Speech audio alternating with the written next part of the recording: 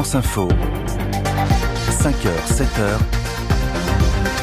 Agathe Mahuet. Quand le confinement donne aux Français des envies d'écrire, vocation d'écrivain révélée par la crise, donc, et beaucoup de manuscrits en ce moment chez les éditeurs. On va voir ça. Nous serons aussi en direct du Monde, en Tunisie ce matin, et puis dans l'Info Bleue, Aurélien. Il s'est dit qu'avec du slam, ça faisait mieux passer le drame.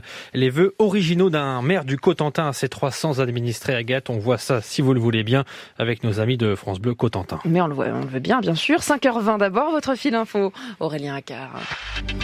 150 personnes évacuées préventivement hier à Argentat-sur-Dordogne en Corrèze en prévision d'une crue majeure de la Maronne qui vaut d'ailleurs au département d'être en vigilance rouge au risque de crue. La situation est sous contrôle selon la préfète de la Corrèze.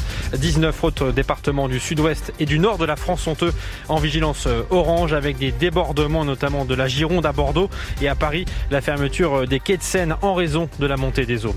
La trêve hivernale des expulsions locatives prolongées jusqu'au 1er juin prochain en raison de la crise sanitaire. L'indemnisation des chômeurs en fin de droit est également prolongée jusqu'à fin février. Cette fois, ça concerne environ 250 000 personnes qui toucheront automatiquement en février le même montant d'allocation qu'en janvier sans démarche particulière à accomplir auprès de Pôle emploi.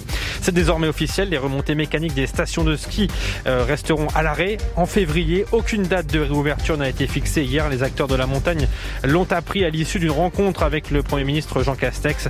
L'État promet des aides renforcées pour aider le secteur de la montagne à survivre à cette saison blanche. Et puis le retour des cycles Mercier en France avec l'ouverture annoncée d'ici la fin de l'année d'une nouvelle usine dans les Ardennes à Revin au nord de Charleville-Mézières au dernier trimestre 2021. À la clé 270 créations de postes dans les 5 ans pour relocaliser la fabrication de vélos électriques produits jusque-là en Asie.